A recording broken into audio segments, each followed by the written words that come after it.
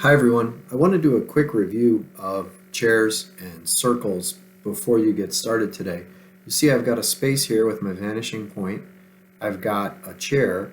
This one I've elevated off the ground. You can see that I have the corner here between the floor and the wall. And I'm going to add some legs, but first I've made this thinner L and connected those corners back to the vanishing point, just like we were talking about last week. But this time I'm going to come through and I'm going to give a bit of a curve to the shape.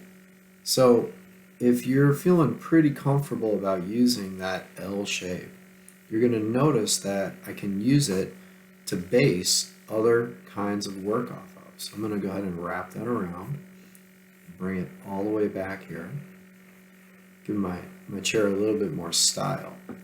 Now, my rules are going to still be the same. So this corner is going to go to the vanishing point, and I'm going to have a parallel partner, but this parallel partner is going to come out just a little bit because you can see it goes past the flat part of the other side of the rectangle. And then it's going to come back in here and through the back. So now I could go ahead and tighten this up a bit. Get rid of those original lines. So a lot of the lines that we're going to make here and there are going to be support lines. They help guide us, let us know where things are going to go. And once they're no longer necessary, they can be on their way. Then down here at the bottom, I have a rectangle shape. And in my rectangle shape, I'm going to find the middle by drawing the X. And remember from last week, we showed that you can draw corner to corner to find the middle of a shape.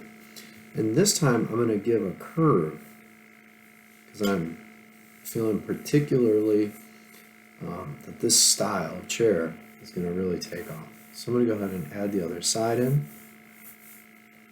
And then this side is going to go back to the vanishing point in the same way.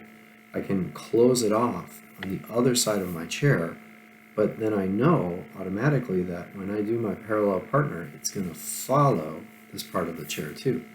So let's see here. I'm going to give a little bit of width to this leg. I'm going to kind of make a curved leg shape. I'm going to pull this one all the way through. And then this is going to come back to the vanishing point as well, just like the other one did. But it's only going to go as far as this far edge, and then I can cut it off, and I can bring it back up. So what I'm going to end up with is a kind of arc support for the chair. But it's all based on those original squares and rectangles. Now, there's no need for you to put the arc in, but if you're feeling that it would be a good addition to the work you're doing, you go ahead and just jump in and do it. Now over here on my table, I have a small little parallelogram, really, but I drew a line, I connected it to the vanishing point, I drew a second line that's parallel to the first, and I drew an X. So what I can do with this is use that as the basis for a round lamp. So I'm going to find where the middle line is here and the middle line here, just like we did with the clock last week, and I will make that circular shape, make the arc, and the bottom part is going to face me. So this is what the base of my lamp is going to look like. And then the rest is going to come right off of there, so it's going to be more elevated. So I can actually get rid of a lot of these parts. The middle of it will probably be one of the higher spots. And I can keep that rounder shape here. And then I can go ahead and erase out the center now that I've lined it up just right. So if I wanted to do a lamp with a circular base, I could do it like this. I could also go ahead and use those same lines to guide me and set up a little bit of a top.